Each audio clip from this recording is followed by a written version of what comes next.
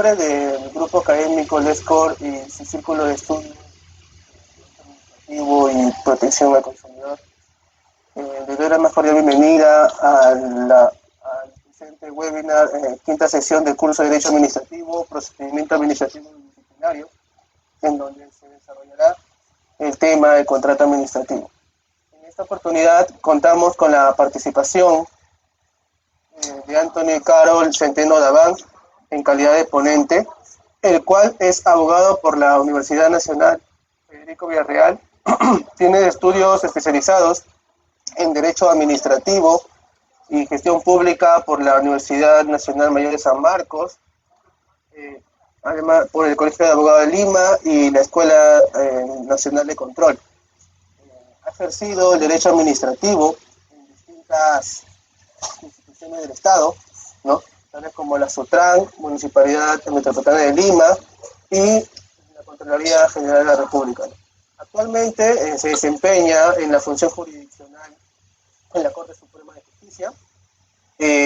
Además es asesor legal de la Sociedad Jurídica LESCOR y cursa la maestría en Derecho Constitucional por la Universidad Nacional Mayor de San Marcos, a quien le agradezco su amable participación el día de hoy, ¿no?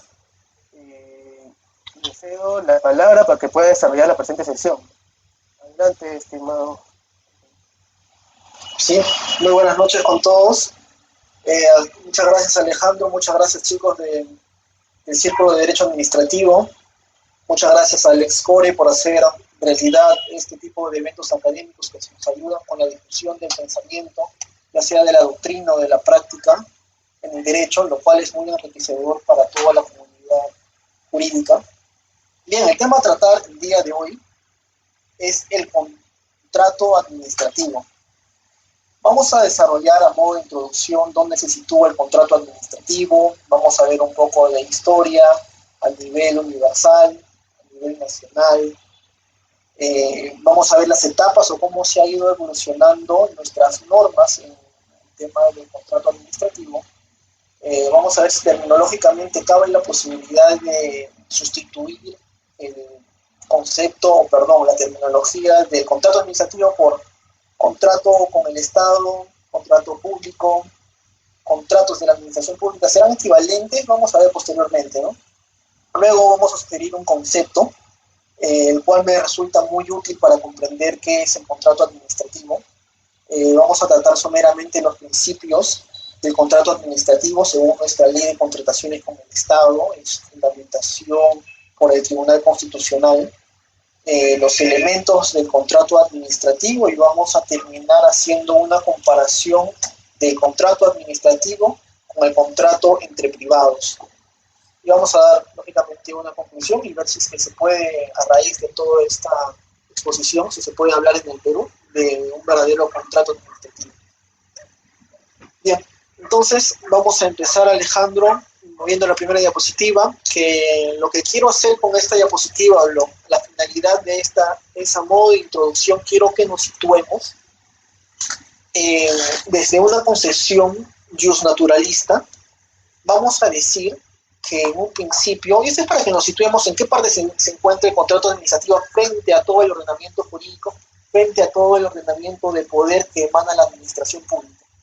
Entonces decimos que en un principio los seres humanos, y acá gráfico no sé si se pueda ver, la situación natural del ser humano es, como pongo en las flechitas, es un entreverado de relaciones entre la sociedad de ese entonces, en una situación natural. ¿Qué es lo que pasa con esta situación natural? Que ocurren muchos conflictos, por lo cual los seres humanos deciden crear diversos pactos para solucionar una serie de conflictos y crean un gran pacto. Según la concepción justnaturalista del derecho, crean un gran pacto, el cual vamos a pasar a llamar el pacto social. Y acá lo grafico y le pongo un azulito: constitución política, entre paréntesis, pacto social. Porque este pacto social luego deviene en una constitución, lo que hoy conocemos como constitución. Pero ¿qué es lo que se ha concretizado en este pacto para que luego sea formada una sociedad?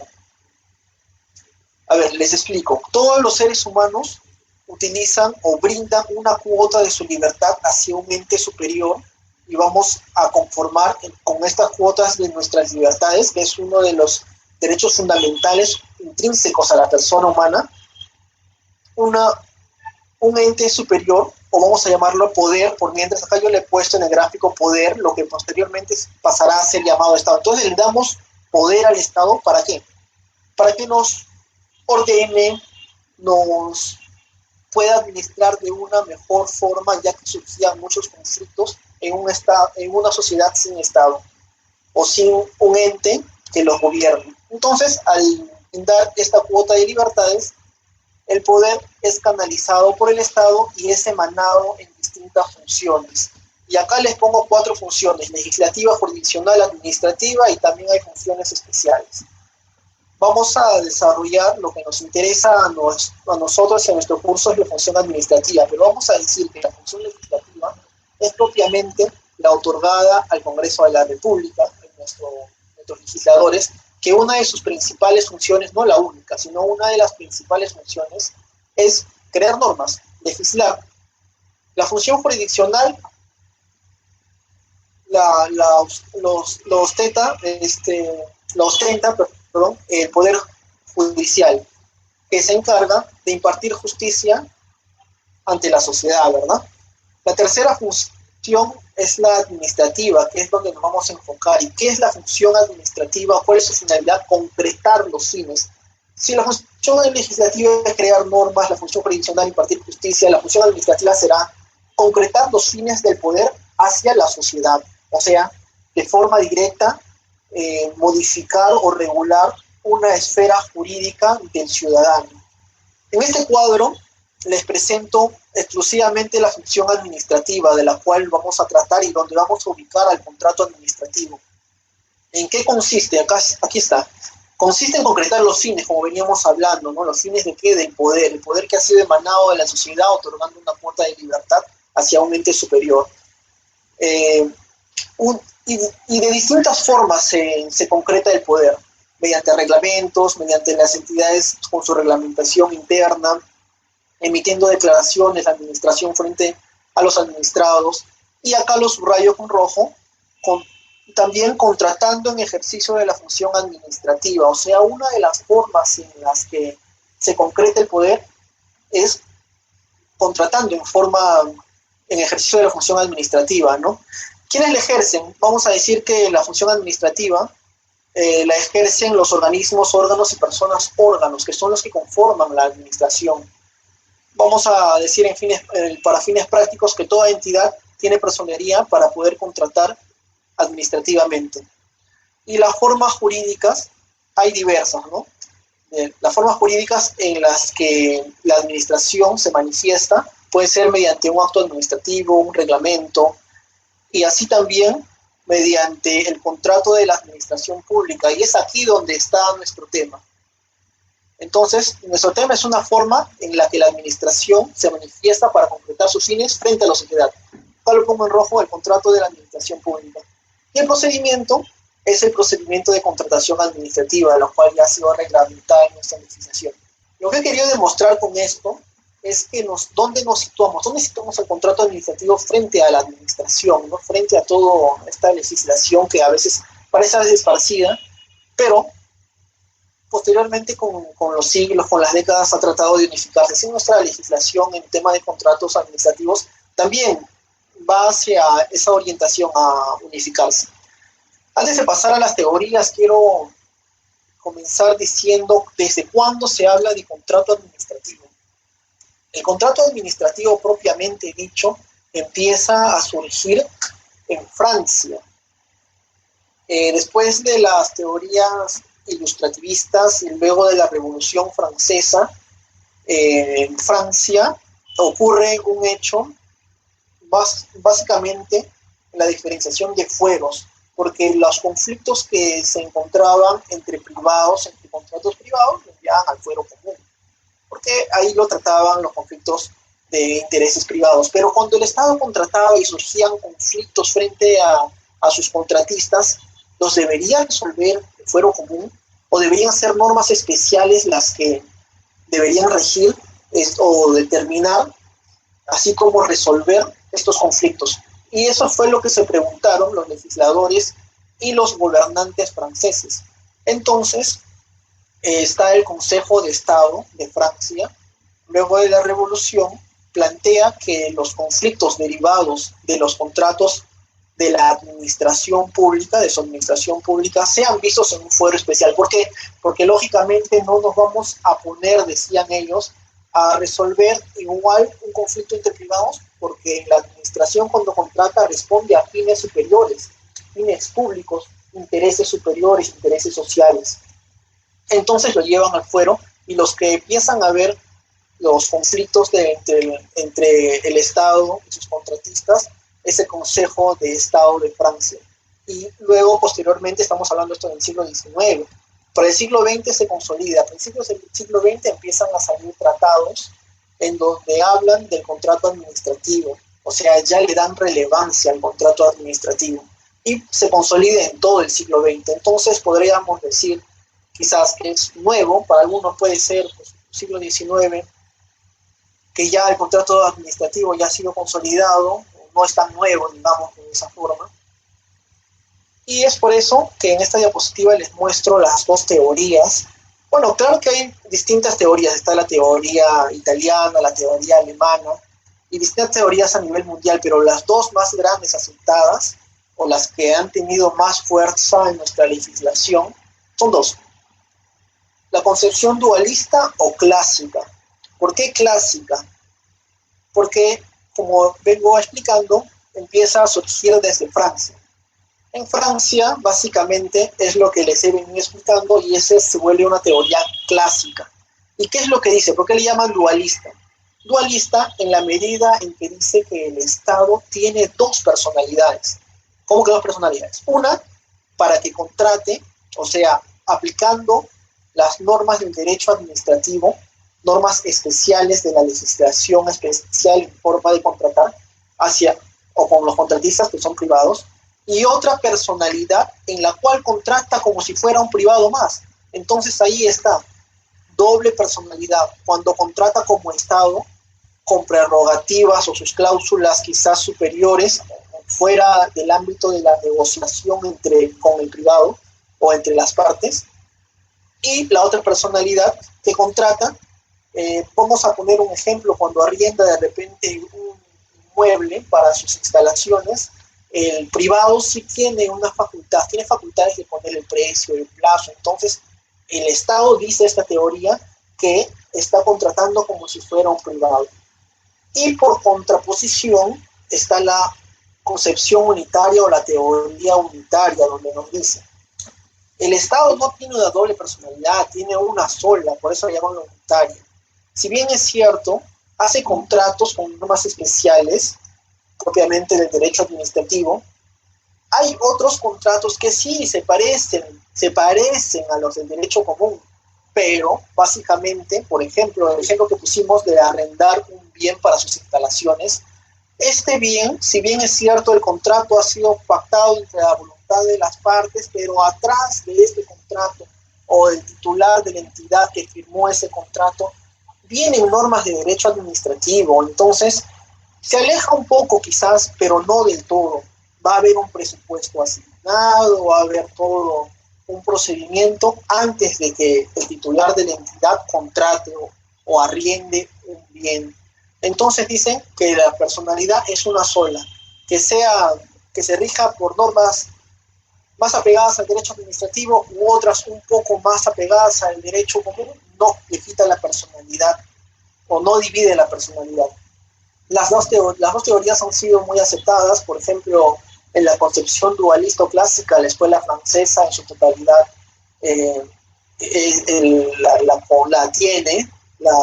la ha aceptado y la ha hecho en su legislación. Así nuestro profesor también aquí en el Perú, Manuel de la Puente y Lavalle, la ha hecho o simpatiza más con esta teoría. Pero a decir verdad, la concepción unitaria en la mayoría de nuestros centenarios y nuestra ley la ha recogido. Entonces, para fines prácticos, en el Perú se aplica la concepción unitaria. Bueno, como habíamos visto, un aspecto terminológico, pero antes de pasar al aspecto terminológico y para concluir un poco de la historia, aquí en el Perú también ha habido una evolución histórica de cómo lo concebimos por contrato administrativo y nuestra legislación, cómo ha ido progresando. Si bien es cierto, no ha habido muchos estudiosos que se hayan dedicado al tema de ver cómo ha ido nuestra evolución legislativa, el profesor Jorge Danós hizo un estudio para el 2006 en un congreso, para que lo exponga en un congreso de Derecho Administrativo, y él básicamente divide nuestra legislación en tema de contratos, de contratación pública, en tres fases. Y nos dice que la primera fase empieza en 1850, lo sitúa así, perdón, 1950, disculpen, hasta 1980. ¿Y por qué desde 1950? Recordemos que para ese entonces el presidente estaba Odría. En el tiempo de Odría, que empezó en el 48, empezó un boom de las construcciones. No sé si recordarán o por historia algunos lo sepan, pero sí hubo un boom de las construcciones. Se construyeron grandes unidades vecinales, así como grandes hospitales. Incluso en ese periodo se construyó lo que hoy conocemos como el Estadio Nacional. Claro que ahora han surgido modificaciones, pero igual, antes de las modificaciones era una tremenda mole que se construyó en el tiempo de Odría. Entonces, para que se haga realidad todas estas construcciones, nuestra legislación en tal entonces era muy diversa.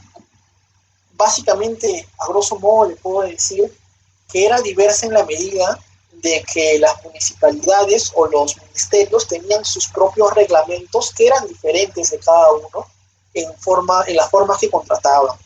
Esto quiere decir que si hoy en día o en el siglo XXI hemos visto que cada presidente, cada gobierno que pasa quiere hacer suya una nueva norma en contrataciones con el Estado o modificarlo, digámoslo, de forma antojadiza para que el gobierno saque provecho o para que no se interrumpan sus intereses. Antes, pues, imagínense, era peor, ¿no? Si ahora que hay más fiscalización se hace o se ha venido haciendo en el siglo XXI, antes de 1950 era peor. Las municipalidades y los ministerios tenían sus propios reglamentos internos en forma de contratación. ¿Esto qué generaba? Que generaba un conflicto jurídico, generaba una inseguridad, generaba que cada municipalidad o cada alcalde fuera a modificar y a cambiar las reglas de la contratación que tenía determinada municipalidad, así como los ministerios. Lo cual había pues, una forma de fiscalizar que se haga, era muy tediosa, era muy complicada, no había estandarización de normas en relación a las contrataciones públicas, y recién a través del Ministerio de Hacienda y Comercio con Manuel Odría empieza a crearse, emite este ministerio un decreto supremo en el cual intenta regular algunas normas esparcidas y dar parámetros generales para la contratación y para la ejecución de estas obras que les he venido hablando, de la construcción que hubo unos años. Entonces Jorge Danós sitúa, por eso parte desde la primera etapa, dice de 1950 hasta el 80. Posteriormente ubica en la segunda etapa de 1980 hasta 1995. Que básicamente esta segunda etapa se trata de consolidar de igual forma las normas, pero ¿qué es lo que pasa en el 95 y por qué ahí concluye la segunda etapa? En el 95 acordémonos que estaba de presidente Alberto Fujimori. ¿Y qué es lo que hace? Empieza la privatización. Con la privatización abre nuestro mercado al exterior y para que los inversionistas extranjeros puedan venir a invertir, puedan venir en tema de construcción, puedan brindar bienes, servicios. Lógicamente, cuando un extranjero, siendo nosotros empresarios, para poder contratar con el Estado, ¿qué es lo que necesitamos? Necesitamos seguridad jurídica. Entonces, para brindar seguridad jurídica, ¿qué es lo que hace el gobierno de Fujimori? Crea la primera ley, que hasta ahora llamamos Ley de Contrataciones con el Estado. Bueno, claro que no la crea tal cual está ahora, porque ha sufrido diversas modificaciones. Pero es la primera ley de contrataciones con el Estado que se da en el 97. Y luego aparece también la creación del Consucode. El que hoy en día es el OCE, anteriormente fue Consucode, y se encargaba de las contrataciones públicas. Entonces ahí empieza una nueva etapa, en donde ya la legislación se ha tratado de unificar en materia de contrataciones públicas, ya sea para bienes, servicios u obras. Entonces, Jorge nos dice que ahí empieza una tercera etapa y la sitúa esta etapa hasta el congreso que él ha tenido en 2006. Luego otros profesores distinguen otra etapa, ¿no? Después del análisis de Jorge Arnós de 2006 hacia adelante. Pero básicamente esa es un poco de la evolución que nos presenta Jorge Arnós en nuestra legislación y cómo era antes y cómo tiene la tendencia a recoger nuestra legislación, unificar para que cree una seguridad jurídica la norma de contrataciones, en la contratación administrativa propiamente dicha. Y bueno, la tendencia continúa. Lo que se quiere hacer, o a manera, algunos profesores tienen la idea de deberíamos tener, porque ahorita nuestra legislación sigue un tanto esparcida en distintos contratos con distintas entidades. Entonces lo que se quiere hacer es unificar quizá nuestra legislación un poco más, normas estándares para procedimientos estándares, pero para procedimientos especiales, normas especiales, pero que no estén esparcidas, sino en un solo texto que recoja todas las normas de contrataciones con el Estado y de contratos administrativos que celebra la administración pública. Bien, ahora pasaremos, como referí en un principio, a un aspecto terminológico. ¿Qué me refiero con un aspecto terminológico? Que hay distintas formas de llamar al contrato administrativo. Será cierto, se podrá llamar contrato del Estado, contrato estatal, contrato administrativo, contrato público o contrato de la administración. Será lo mismo. Podría ser equivalentes estos términos. De forma general, no podríamos decir que son equivalentes, porque cada término en cada contexto va a demarcar o va a saltar algo que diferencie un término de otro. Vamos a dar, por ejemplo, cuando hablamos del contrato público o contrato de la administración pública, vamos a decir que es todos los contratos que la administración pública celebra, todos, porque son contratos de la administración pública. Sean un poco más apegados al derecho privado o al derecho administrativo, pero todos los contratos que se celebran se llaman contratos de la administración pública. ¿Y cuándo hablamos de contrato administrativo? ¿Por qué hablamos de contrato administrativo? El contrato administrativo vamos a utilizar esa terminología para diferenciarlo del contrato entre privados. O sea, cuando queremos hacer la diferenciación contrato entre privados, nos referimos a contrato administrativo, ¿ven? Que específicamente no tiene el mismo sentido, o sea, no se puede utilizar de forma indistinta, pero sí se podría, en el fondo vendrían a ser de forma sustancial casi lo mismo, ¿no? Esa forma en que el Estado contrata. Bueno, entonces, ya habiendo visto cómo se diferencia el contrato de la administración pública, el contrato administrativo, para dar un concepto o sugerir un concepto que no sea tan tedioso, vamos a sugerir este concepto. ¿Qué es el contrato de la administración pública? Vamos a decir, es el acuerdo de dos o más partes para crear, regular, modificar o extinguir una relación jurídica patrimonial en el cual por lo menos una de las partes es una entidad de la administración pública, y lo subrayo, porque se parece mucho al concepto entre privados, ¿verdad? Cuando decimos es el acuerdo de dos o más partes, podríamos decir, hay un acuerdo, el contrato entre privados es el acuerdo de voluntad de dos o más partes, ¿no? Entonces acá ponemos, es el acuerdo de dos o más partes y nos preguntamos, ¿existe la voluntad de las dos partes? O sea, bien, de la administración, porque pone el contrato o pone los términos de referencia para que el contratista oferte, o el postor oferte, pero el postor en todo caso tiene la voluntad de modificar este contrato. No es como en el privado, que si no está de acuerdo, pues lo modifican, lo cambian. Entonces, en el acuerdo, lo que quiero explicar es que al referirnos a acuerdo, estamos englobando a la voluntad de los dos.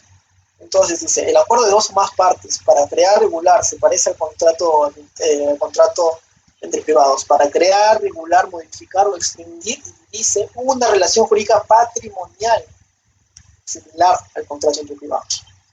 Y subrayo o se le agrega en el cual por lo menos una de las partes es una entidad de la administración pública, y esto es lo que se le agrega, y esto es lo que diferencia al contrato entre privados.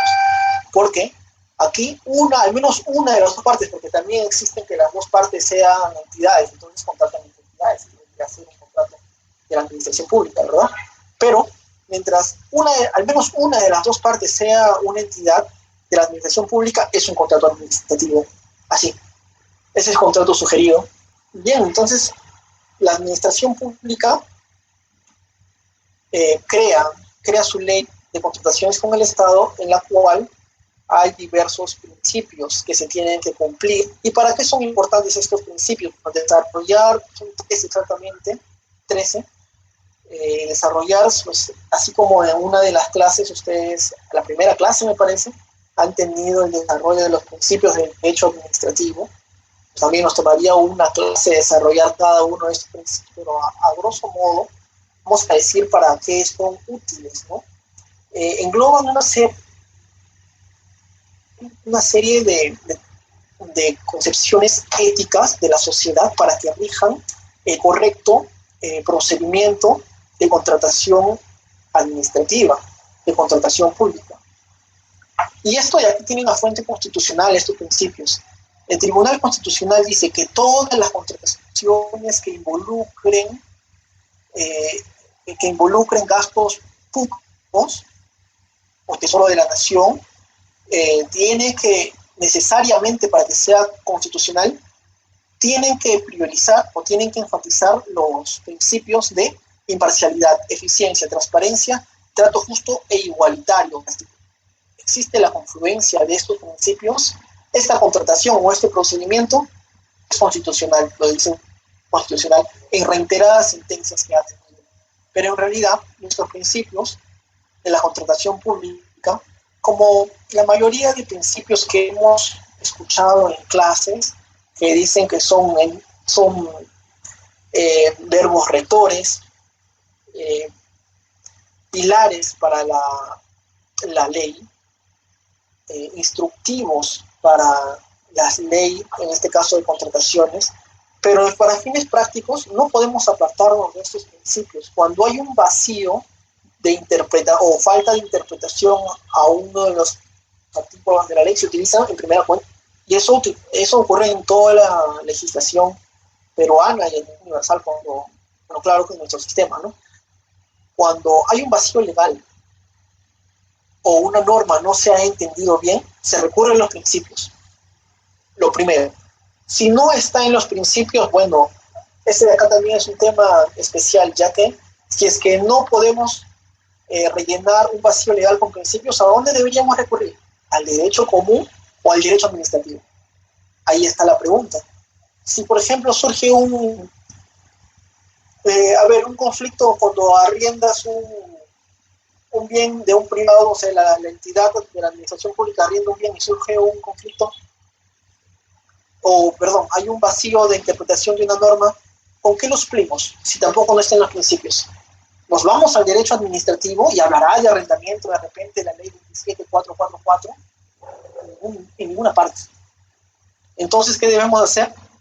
Nos iremos al derecho común porque en el Código Civil está desarrollado el contrato de arrendamiento.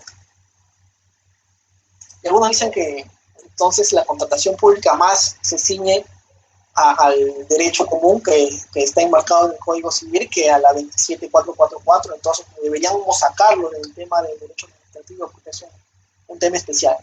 Bueno, pues está en el medio, tiene de ambas, pero básicamente sí es un procedimiento administrativo. Entonces, para concluir este tema, podríamos sí utilizar la norma común, pero no solamente es agarrar la norma común y aplicarla en el procedimiento. Es porque la ley de contrataciones está aquí, o el procedimiento de contratación está aquí, en una esfera jurídica. Y la ley de los contratos entre privados está aquí, el Código Civil está acá, no hay mucha confluencia. Entonces, agarrar una norma e inyectarla en el ámbito de procedimiento de la contratación es muy brusco, se tiene que hacer un tamiz antes de que esta norma ingresa. Antes de que esta norma ingresa se hace un pequeño tamiz para que ingrese al ámbito administrativo y que tengan que ser tratada bajo los principios también de la ley 27444, que no vulnere ninguno de sus principios y tampoco los principios de la contratación administrativa. No sé si me dejo entender. Entonces, siguiente diapositiva. No podemos desarrollar todos los principios porque no nos faltaría tiempo, ¿no? Pero lo que sí vamos a desarrollar son los elementos. Así como el contrato privado tiene elementos, aquí también el contrato de la administración tiene sus elementos propios y singulares. Algunos iguales a los del contrato administrativo, solamente en nombre, más no en esencia. Vamos con el primer elemento, los sujetos del contrato. Y vamos con el primer sujeto, que es la entidad pública. Al principio de la forma de introducción habíamos visto que toda entidad tiene personería para contratar, y es una de las formas en que concreta los fines del poder que le ha otorgado el Estado. Entonces, todas las entidades del Estado peruano pueden contratar, sí, pueden contratar todas las entidades. Luego, como segundo sujeto, está el contratista del Estado. ¿Y quién es el contratista del Estado? No solamente son las personas jurídicas, también están las personas naturales. No es necesario que te conformes como persona jurídica para que le vendas al Estado o hagas una obra, le vendes un servicio al Estado. Las personas naturales, personas jurídicas, así también como personas nacionales y extranjeras, pueden ser contratistas del Estado. Y esto iba también en relación a lo que dije con la creación o en el gobierno de Fujimori, ¿por qué se creó la ley de contrataciones con el Estado? Para brindar una seguridad jurídica hacia los extranjeros, ya que no se debería o no se puede discriminar, dice la norma, a un contratista o a un postor nacional. Tiene las mismas condiciones, está en las mismas condiciones que un contratista o un postor extranjero. Así pues, el contratista del Estado puede ser nacional o extranjero, pero se puede constituir persona natural o se constituye una constitución de una sociedad. Así también se pueden agrupar en consorcios para distintos fines, ¿no? Los consorcios son dos o más personas que se juntan para fines específicos, en este caso para la contratación con el Estado. Por motivos técnicos, de repente se pueden prestar personal, pueden prestarse también maquinarias, de repente en una obra pública. Así también para un concurso público también podrían acumular experiencia, y es por eso que se forman los consorcios, para beneficiarse ambos frente a una contratación con el Estado. Nuestra ley de contrataciones con el Estado no hace mucha diferencia, o no, vamos a decirlo de una forma, que las limitaciones de la ley básicamente se han realizado por un tema de que no haya un conflicto de intereses entre el contratista y el Estado con el Estado. ¿Y a qué me refiero? Que la ley pone en su artículo, bueno, la ley enmarca y lo dice con precisión que no pueden ser postores ni contratistas del Estado los congresistas, el presidente de la República, los ministros, así como también los jueces, por ejemplo, o servidores públicos que han participado en el proceso de contratación de la entidad, los que tienen fuerza de mando dentro de la institución y sus decisiones pueden influir, ¿no? Para que no haya un conflicto de intereses, ya que constantemente vemos pues, en las noticias, y esto nos sirve para comprender qué es lo que vemos en las noticias cuando el familiar de tal congresista contrató con el Estado. Entonces hay un conflicto de intereses con este servidor o funcionario público, porque como tiene influencia dentro de la administración y podría favorecer con esta decisión a uno de sus familiares. Entonces, para evitar estos malos entendidos, estas suspicacias, la ley no permite que contrate con el Estado distintas autoridades, así como también por delitos de corrupción de funcionarios, así como delitos de colusión. todos aquellos delitos de corrupción de funcionarios que hayan tenido sentencia no pueden contratar con el Estado, así como aquellos sentenciados por haber cometido un delito dentro del proceso de contratación estatal. Y esas son las limitaciones que básicamente nos pone la ley, no se va más allá a profundizar, ¿no? Luego está el elemento esencial del consentimiento y el perfeccionamiento del contrato. El consentimiento es lo que estábamos preguntando hace un momento. ¿Existe consentimiento en el consento que vimos, no? Un acuerdo. ¿Y el acuerdo es consentimiento o es voluntad de las dos partes? Vamos a ver que en un proceso de contratación, el consentimiento más que nada la otorga el contratista en la medida que acepta los términos en los que se ha presentado un contrato o un proceso de selección. Vale decir, desde que, bueno, esto, el contratista, para que tiene que estar habilitado, y esto se es inscrito en el Registro Nacional de Proveedores. Entonces, desde que el contratista va al registro o se inscribe en el Registro Nacional de Proveedores, está ya aceptando algunas reglas del proceso, algunas reglas del juego que va a ser parte, ¿no? Digámoslo de esa forma. Entonces, él da su consentimiento al momento de que ve una oferta de la administración y se inscribe o manda su propuesta, es postor. Entonces, él ya sabe la legislación a la cual se atiende. Entonces, él muestra su consentimiento en el perfeccionamiento del contrato. Por ejemplo, no se perfecciona el contrato, y esta es una diferencia con el contrato entre privados. El contrato entre privados se perfecciona con la sola voluntad de las partes, ¿no? La voluntad de las partes en aceptar el contrato ya perfecciona el mismo. Pero aquí no basta la voluntad de que aceptas o ofertas y aceptas, falta algo. Y es más legalista, ¿no? Responde más al principio de legalidad, porque tiene que haber un documento en el cual tengan que firmar el contratista y la entidad, para que recién ahí, con la suscripción del contrato, o sea, con la firma en el contrato, recién se perfecciona eso, ¿sí? El tercer elemento, el objeto contractual. ¿Qué es el objeto contractual, no? El objeto contractual básicamente va a ser qué es lo que quiere percibir el Estado. Sea un bien, un servicio, una obra, es el objeto contractual en la contratación estatal. Y el procedimiento o la forma en la que se va a llevar a cabo esta finalidad la ley distingue muchas formas, ¿no? Está el procedimiento de licitación pública, la subasta inversa, la contratación directa.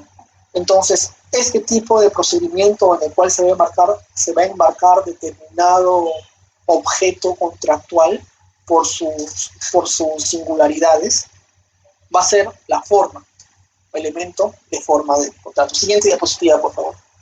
Así como hemos hablado de elementos, también hay elementos que vamos a compararlos con el contrato privado, ¿no? Comparación del contrato administrativo y el contrato privado, ¿no? Toda comparación dicen que es mala, pero creo que en estos términos de derecho no es malo, ¿no? Más bien es beneficioso comparar el contrato administrativo con el contrato privado, porque así nos ayuda a diferenciar uno de otro o una mejor comprensión, ¿no? Para situarnos en qué ámbito estamos, ya que los dos ámbitos son, a veces dicen polos opuestos, ¿no? El derecho público por un lado, el derecho privado por el otro.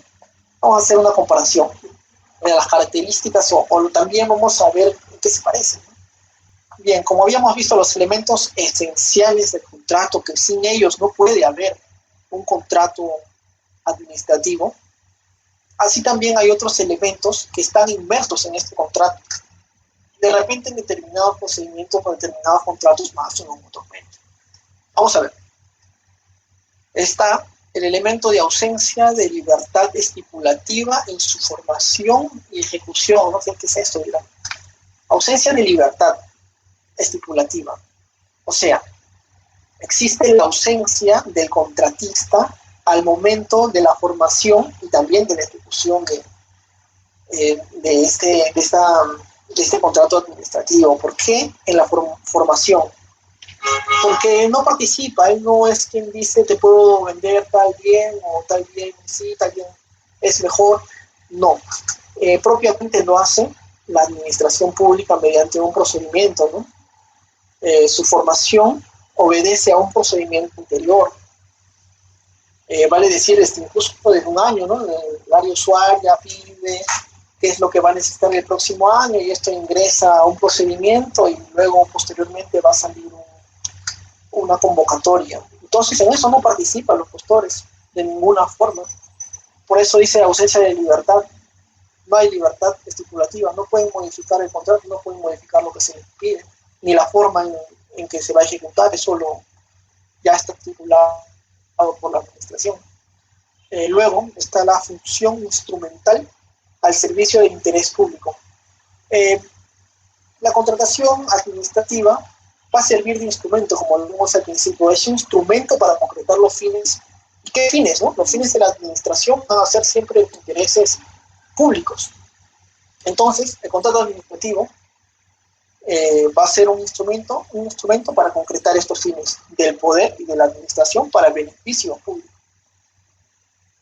Lo que no estoy haciendo es, verdad, compararlo con el contrato entre privados, ¿no? Bien, en la ausencia de libertad, vamos a retroceder un poquito acá, en la ausencia de libertad estipulativa, en la forma en que se conforma el contrato entre privados, va a haber la libertad, ahí sí, la libertad de las dos partes, dos o más partes, y pueden modificarlos a todos, no hay más que eso. Y en la función instrumental, incluso en el primero, en su formación, responde no hay un procedimiento anterior, ¿no? Ellos en el momento que quieren comprar algo, los privados lo hacen, sin más. En la función instrumental, al servicio del interés público, los privados no responden el contrato entre privados hacia un interés público, solamente responde a un interés privado. La sujeción del contrato a la planeación estatal. El contrato, como ya había mencionado, pasa por un procedimiento de planeación estatal en el cual intervienen distintos órganos de la entidad contratante. Entonces, va a pasar por un procedimiento para que se dé como resultado la convocatoria hacia lo que se quiere, ¿no? Hacia la finalidad que se quiere conseguir. En cambio, en un contrato entre privados, no va a haber un procedimiento más que el de los privados en ofertar algo o querer adquirir algo y de la otra parte en la manifestación de su voluntad de querer comprar o querer ofrecer un servicio. No hay más, no hay un procedimiento. No hay un procedimiento tan largo como lo hace la administración pública. Desigualdad reglada entre las partes o subordinación jurídica del contratista. La subordinación del contratista era lo que estábamos viendo, ¿no? Porque ya hay una reglamentación previa a la ley del contratista. Es que el contratista manifiesta de cierta forma su voluntad al aceptar esta reglamentación y al aceptar también su sometimiento a la forma jurídica contractual a la cual va a suscribir, ¿no? A la cual quiere ganar la buena pro y luego la suscripción del contrato. Entonces vemos su subordinación, ¿no? Porque así sea una cláusula exorbitante la que la administración pone en los contratos o en determinados contratos, si así sea una cláusula exorbitante, al momento de que presentas tu propuesta el contratista, pues va a aceptar estas cláusulas, ¿no? Y están las prerrogativas exorbitantes respecto a la contratación común. O sea, las prerrogativas exorbitantes son, por ejemplo, las que tiene la administración de resolver el contrato unilateralmente. Incluso la prerrogativa de sancionar. En la contratación pública, no sé, ninguno de los dos se sanciona, ¿no? Luego de repente se ocurren conflictos y irán al fuero jurisdiccional, pero en cambio en la administración pública, cuando contrata la entidad con uno de sus contratistas, puede incluso sancionarlo si incumple. Tienes todas las facultades y lo dice el contrato. la publicidad y la transparencia como reglas. La publicidad y la transparencia son principios de la contratación administrativa. Esto es desde el principio, desde que empieza el procedimiento, todas las personas podemos ser partícipes o podemos fiscalizar desde donde estemos. ¿Por qué? Porque se está utilizando un dinero público. Es por eso que es público. Es por eso que se publica en el portal del OCE todos los procedimientos administrativos, todas las convocatorias, y se sigue el procedimiento. Cualquier persona puede entrar al portal del OCE y ver si es que ve algo que no le parece, ve ahí algo irregular, puede informar a la misma entidad, puede informar al OCE, puede informar a la Contraloría General de la República, puede informar incluso a la Fiscalía si el delito se tratase. Entonces, por eso es público. A diferencia del contrato privado, que no es de interés pues, público, y la transparencia más bien es un contrato privado. De las dos partes no le interesa saber a nadie más, a menos que haya un tercero interesado, pero básicamente el contrato entre privados es eso, privado. Acceso de los potenciales contratistas al contrato en condiciones de igualdad. Cuando la entidad quiere contratar o quiere adquirir un objeto, va a tener que elegir entre varios potenciales, entre un universo de potenciales contratistas. Y va a escoger mediante un procedimiento cuál es el mejor, cuál es el más capacitado, quién brinda menor precio, quién brinda mejor producto. En cambio, en un contrato privado no va a haber, el privado va a elegir de la forma o del criterio que él tenga al contratista con el que quiere, no se le va a reglamentar o no se le va a juzgar por eso. Él a su gusto antojadizo puede escoger con quién contratar o con quién no. En cambio, la administración no, tiene que fundamentar su respuesta. De repente, para la administración, aparentemente, ellos creen que les va a brindar un mejor servicio, pero no, el otro contratista dio mejor precio, igual el producto, así no te caigan los señores, así no te caigan las personas que están llevando o que dirigen o que son los contratistas. Tú vas a tener que darles la buena pro, porque han demostrado mediante un procedimiento que son los más aptos.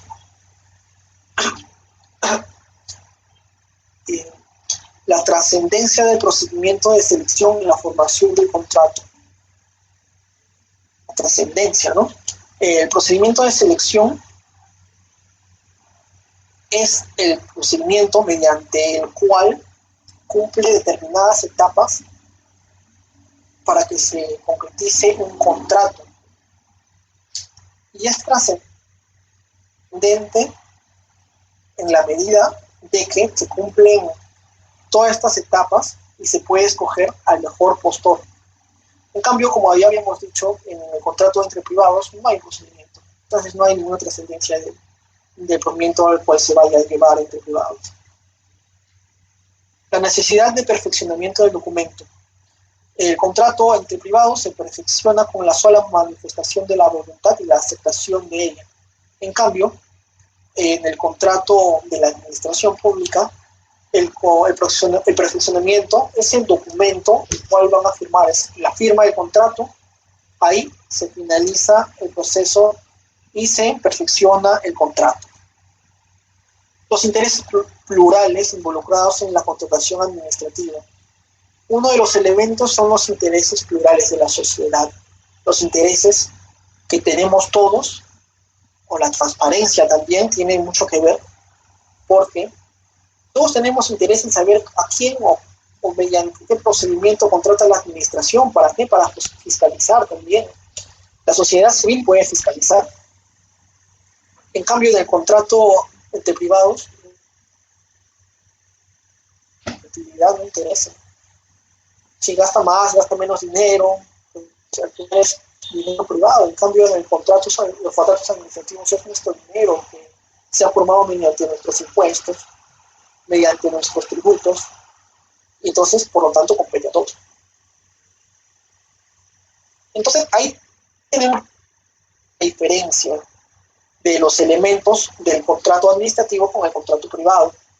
Y una de las características que se pueden asemejar con el contrato privado es que los dos nacen de un mismo tronco. que es el derecho común. De ahí nace el contrato administrativo, si bien normas administrativas en el derecho público han nacido del tronco del derecho común.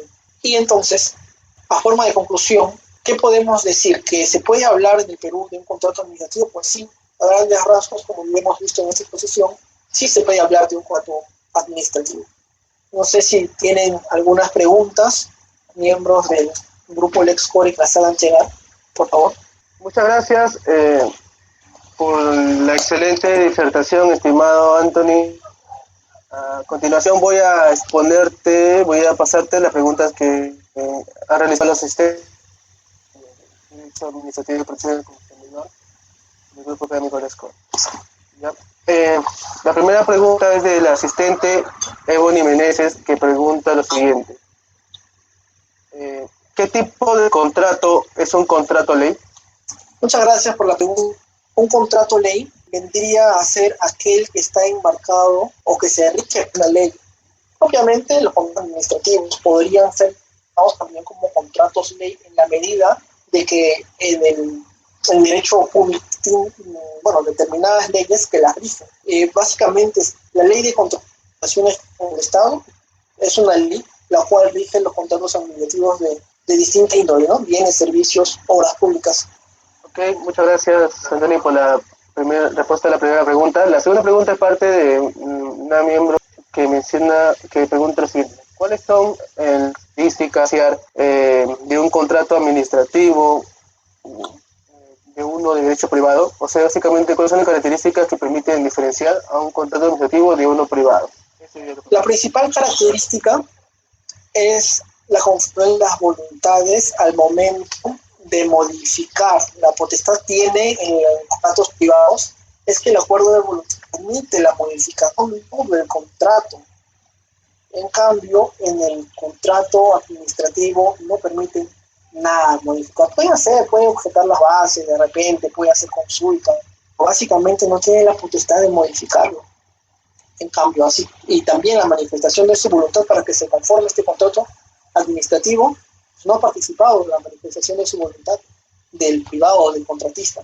Solamente ha sido casi impuesto por la administración, pero el contratista ha aceptado esas reglas. En cambio, en el contrato privado, sí, toda la elaboración del contrato ha sido entre acuerdo de voluntad, desde su conformación hasta su ejecución y posibles, incluso eligen si es que hay un conflicto de interés a qué fuero ir, también lo estipulan los privados. Bueno, la otra pregunta es de la misma asistente Ebony Meneses, que pregunta: ¿en todos los tipos de contratos se aplica el principio de libre competencia? Bien, a grandes rasgos, como hemos dicho, en los principios de la ley de contrataciones con el Estado, uno de los principios es el principio de la libre concurrencia de los postores, y es también un principio reconocido por el Tribunal Constitucional. Si no hay una libre concurrencia, pues estaría